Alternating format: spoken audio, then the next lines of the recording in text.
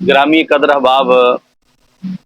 آپ اسکرین پر جس لڑکے کی یہ تصویر دیکھ رہے ہیں، یہ شخص نوجوان سوشل میڈیا پر کافی وائرل ہے اور سینکڑوں کی تعداد میں اس کے ویڈیوز دن رات بے حیائی، عریانی فحاشی، بے پردگی پھیلانے میں کوئی کسر نہیں چھوڑی۔ اور اس کی سب سے بڑی جو خطرناک حرکت ہے وہ ہے اس کا ملعون ہونا۔ اور جو لوگ اس کو لائک کرتے ہیں، اس کو فالو کرتے ہیں، اس کو سبسکرائب کرتے ہیں، ان سے درخواست کروں گا کہ اس کے گناہوں میں، اس کے جرموں میں آپ اس کو لائک کر کے، سبسکرائب کر کے، اس کو فالو کر کے آپ اپنی آخرت خراب نہ کریں۔ جتنے وہ جرم کرتا ہے، آپ کے لائک پر، آپ کے شیئر پر، آپ کے کمنٹ پر، اس کی حمایت پر آپ بھی اتنے مجرم ہیں جتنا یہ مجرم ہے۔ اب اس سلسلہ میں وہ مرد اور وہ عورتیں جو مرد ہو کر عورتوں کی مشابہت اختیار کرے وہ ملعون ہے، اور جو عورت ہو کر مردوں والی مشابہت اختیار کرے وہ بھی ملعونہ ہے۔ اس سلسلہ میں مسند امام احمد بن حنبل کے اندر یہ حدیث شریف متعدد بار ذکر کی گئی ہے۔ عن ابن عباس رضی اللہ تعالی عنہما قال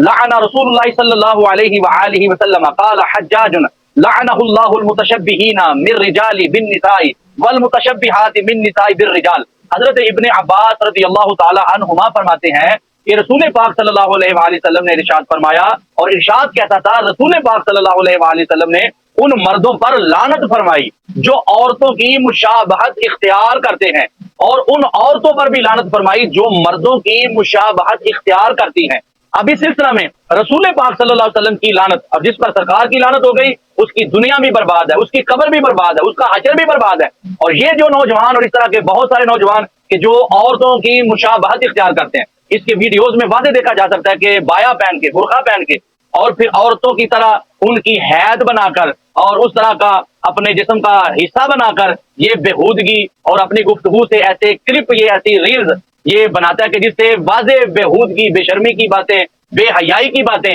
تو اب اس نوجوان کا انجام کیا ہے؟ لعن رسول اللہ صلی اللہ علیہ وآلہ وسلم، ایسے مردوں پر اللہ کے محبوب لعنت فرماتے ہیں کہ جو مرد ہو کر عورتوں کی مشابہت اختیار کرے۔ اور سب سے بڑا اس